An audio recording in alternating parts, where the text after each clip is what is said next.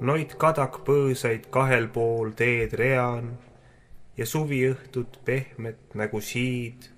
Ei tea milleks ikka meelen pean. On meelen põõsain harakate riid ja kuuse haljas kõrge minarett ning sahiseva kase püramiid.